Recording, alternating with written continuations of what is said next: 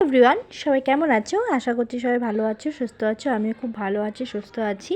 তো আমার মেয়ের ছিল বার্থডে, মানে নভেম্বরের 22 তারিখে। তো আমি কিছু প্রবলেমের জন্য ভিডিওটা দিতে পারিনি। যাই হোক, আজকে দিচ্ছি, কেউ কিছু মনে করো না।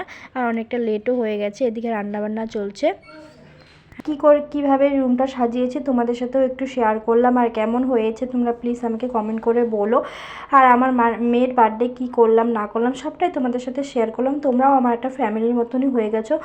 যখনই আমি যা করি তোমাদের সাথে যতটুকু পারি তোমাদের সাথে শেয়ার করি। সেরকমটাভাবে ভিডিও আমি কিন্তু নিতে পারিনি, কারণ জানোই বাড়িতে কাজকর্ম থাকলে এত কিছু পেরে ওঠা যায় না, যেহেতু একার কাজ। যাই হোক, অনেকটাই সবাই হেল্প করেতে পেরেছি, যতটুকু পেয়েছি তোমাদের সাথে ভিডিওটা করছি। আর এদিকে দেখো বার্থডে গার্ল দেখো কি করেছে, এত সুন্দর করে সাজিয়ে দিয়েছিলাম একদম ড্রেস সব নোংরা করে।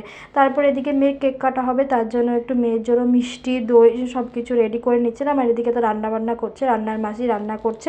আর এদিকে দেখো কেকটা কমেন্ট করে কিন্তু তোমরা বলো কেকটা কেমন হয়েছে। কিন্তু আমার কাছে কিন্তু মানে ভালোই হয়েছিল।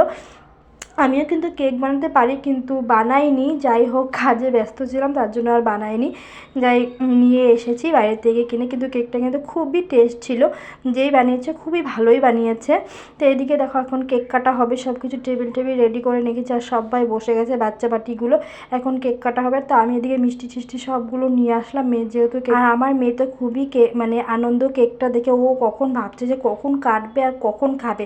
ও কিন্তু কাটার হিসেবে না, ও ভাবছে যে আমার মেয়ে কিন্তু কেক খেতে, কেকের থেকে মানে ক্রিমটা খেতে এত ভালোবাসে, কি বলবো। পরে মানে ক্রিম খাওয়ার জন্য ও একদম পাগল হয়ে গেছে। কিন্তু একটু পরে দেখতে পারবে ও কীভাবে কেক কাটাও শেষ, ক্রিমগুলো কীভাবে করে খাচ্ছে। তারপর আমি একটু মেয়েকে খাইয়ে দেবো। চলো আজকের মতন ব্লগটা এখানেই শেষ করছি। সবাই ভালো থেকো, সুস্থ থেকো, টাটা। যতটুকু পেরেছি ততটুকুই তোমাদের সাথে বার্থডের ভিডিওটা শেয়ার করলাম।